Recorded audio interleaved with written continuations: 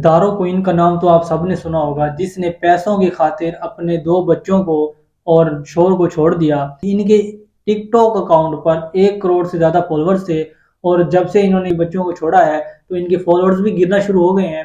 इनके जो पहले वाले शोहर थे इमिग्रेशन करवाकर इनको जर्मनी लेकर गए, वहाँ जाके ये अच्छी खासी लाइफ सेटल हो गई थी इनकी और ये व्लॉगिंग वगैरह भी किया करते थे। टिकटॉक ने एक बहुत ही ज़बरदस्त फंक्शन मुतारफ करवाया, टिकटॉक लाइव, जो पूरी दुनिया में जो लोग बैठते हैं टिकटॉक कंटेंट क्रिएटर होते हैं वो बैठ के वहाँ पैसे कमाते हैं और उनके फॉलोअर्स जो होते हैं वो उनको गिफ्टिंग की शक्ल में फूल भेजते हैं और फ्लावर्स वगैरह स्टार्स वगैरह इस तरह की चीज़ें भेजते हैं। जिस तरह एक फूल भेज दिया उन्होंने, 10 रुपए का एक फूल है तो वो 10-10 हज़ार, 20-20 हज़ार इस तरह करके वो उनको भेजते हैं और स्टार्स भेज दिए, वो फिर उनके अकाउंट में पैसों की शक्ल में उनके अकाउंट में आते हैं।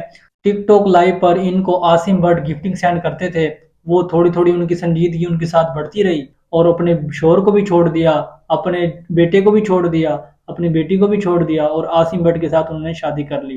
तो ये जो नीचे वीडियो आप देख रहे हैं ये उनकी दूसरी शादी की वीडियो है जो लीक हुई है। तो लोग उनको काफ़ी वो कर रहे हैं कि पैसों की खातिर इन्होंने अपने शोहर को, अपने बच्चों को छोड़ दिया और आसिम भट्ट के साथ शादी कर ली।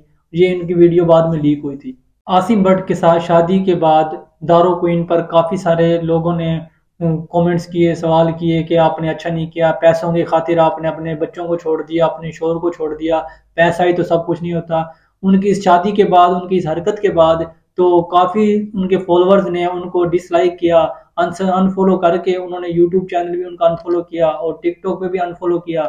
तो उन्होंने कहा कि पैसा ही सब कुछ नहीं होता, कि लाइफ में लाइफ पार्टनर सबसे मेन होता है। तो आपने एक बड़े बिजनेसमैन को देखकर अपने शोहर और अपने बच्चों को छोड़ दिया। दारो क्वीन ने कुछ अर्सा पहले अपनी इंस्टाग्राम पे एक पोस्ट लगाई थी कि उन्होंने कहा कि अल्लाह ही जानता है कि मैं किस अजाब से निकली हूँ और मैं बहुत तंग थी यहाँ पे। तो सार्फिन कह रहे हैं कि ये झूठ बोल रही हैं। मई में इन्होंने एक पोस्ट लगाई थी जिसमें ये अपने शोहर के साथ ये बर्थडे मना रहे थे, अपनी इनकी बेटी पैदा हुई थी छोटी और ये अपने हंसते कूदते, और अगस्त में इनकी शादी की ये वाली वीडियो वायरल हुई जिसमें ये रंगरलियां मनाती नजर आ रही हैं और तस्वीरें वगैरह इनकी ये वायरल हुई थी। ये आप नीचे तस्वीरें देख रहे हैं, ये उनकी आसिम भट्ट की पहले वाली बीवी ने लीक की हैं और उन्होंने कहा है कि मेरा शोहर मुझे काफ़ी महीनों से इग्नोर कर रहा था और मुझे चीट कर रहा था।